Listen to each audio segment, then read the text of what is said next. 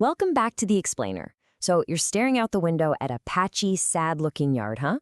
Dreaming of a lush, estate-quality green lawn by dinner time? Well, you are in exactly the right place. Today, we're breaking down the exact step-by-step science of laying sod. I mean, just imagine it. You wake up to a dirt patch and you go to sleep looking at a perfectly dense, vibrant green lawn. It's like magic. We usually think of landscaping as this grueling, month-long battle, right? You scatter seeds, you fight off the birds, you pray for rain, and you still end up with patchy results. But as our sources show us today, laying fresh sod gives you instant weed-free gratification. So to completely demystify this project for you, we've broken this explainer down into 6 key parts. First, the whole sod versus seeds debate, then site prep, actually laying the sod, aftercare, troubleshooting common mistakes, and finally, a few crucial clarifications. All right, diving right into section 1, intro, sod versus seeds. Let's look at why sod is pretty much the ultimate landscaping shortcut. The biggest difference here? It all comes down to time and reliability. If you go with seeding, you're signing up for a grueling 1 to 3 month wait. And during that whole time, those seeds are totally exposed, meaning the risk of uneven growth and weeds is just incredibly high. But sod? Sod gives you a pre-grown, super dense root system. It's literally instant green. It drastically lowers your weed risk, and get this, it's fully usable in just 2 to 3 weeks because it's already been professionally cultivated before it even hits your driveway. Moving right along to section 2, site preparation. Because look, while sod is an amazing shortcut, you absolutely cannot take shortcuts on the foundation. Perfect grass requires perfect soil, right? You can't just unroll sod over old grass or rock-hard, bumpy dirt. First, you've got to clear out all the stones, debris, and old roots. Then, get in there and till or mill the soil down about 10 to 15 centimeters. You want a nice, loose, aerated environment for those new roots to stretch out. Next up, our sources strongly recommend putting down a phosphorus-rich fertilizer to kickstart that early root growth.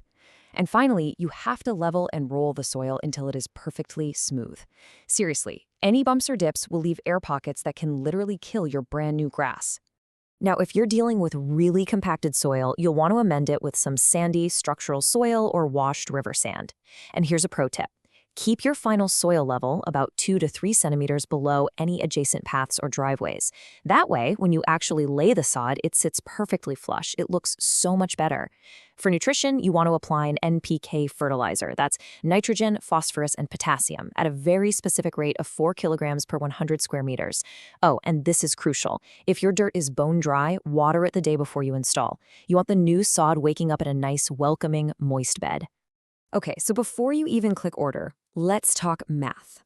Always order 5% more sod than your total square footage. If you've got lots of curved edges or weird obstacles, maybe even bump that up a bit to account for cuts and waste. And hey, quick reality check, do not underestimate the physical labor here. Just 100 square meters of sod can weigh anywhere from 900 kilos up to a massive 2 tons, depending on how much water is in it. So stretch those hamstrings and plan for some heavy lifting. All right, on to section 3, laying the sod. This is the main event. And this is also where we have to completely shift our pacing to pure urgency. Why the urgency? Because sod is a living, breathing organism. The absolute second it's harvested at the farm, a ticking clock starts. You have to lay it within 48 hours of delivery. If you just leave it rolled up on the pallet, it will literally suffocate, turn yellow, and die. No pressure, right? And listen to this. If you're doing this in the dead of summer with temps over 27 degrees Celsius, that window shrinks drastically. You might only have 12 to 24 hours to get it in the ground. So, when you finally start laying it down, always start your first row against the longest straight line in your yard, like a back wall or a long pathway. When you start the second row, stagger the joints exactly like a brick wall. This is super important because it stops 4 corners from meeting at one single point, which distributes the tension and helps everything knit together seamlessly. Also, never ever stretch the rolls. Just push them tightly together. To protect that beautifully leveled soil you just worked so hard on, make sure you're walking and kneeling on wide wooden boards. Oh, and if you are sweating it out in high heat, you'll need to mist the newly laid grass every 10 to 20 square meters just to stop it from drying out while you finish the rest of the yard. Now, I absolutely love this next pro tip from our sources. When you need to cut curves around trees or flower beds, go to the kitchen and grab a standard serrated bread knife. Seriously, it works absolute wonders for slicing right through that thick root mat. Just remember one golden rule. Never leave small cut pieces, like anything under 20 or 30 centimeters, on the outer edges of your lawn. They will dry up and die instantly out there. Always tuck those little filler pieces into the middle of the lawn, where they're safely surrounded and protected by the larger rolls. Okay, let's move into section 4, aftercare and maintenance. You've placed the very last roll, you're exhausted, but guess what? The job is not over. In fact, what you do in these next few hours completely determines if your investment survives. Action 1, turn on the water immediately. You need to soak the entire lawn until it is literally waterlogged and squishy under your feet. Next, grab a garden roller and roll the new grass 2 to 3 times in perpendicular directions. This is absolutely vital. It pushes the roots firmly into the mud. If those little roots hit an air pocket instead of soil, they dry up and die. For the first few weeks, you're going to be doing heavy daily watering. Then, for long-term health, you'll want to apply fertilizer once a month from May all the way to September to replace the nutrients it loses from constant mowing.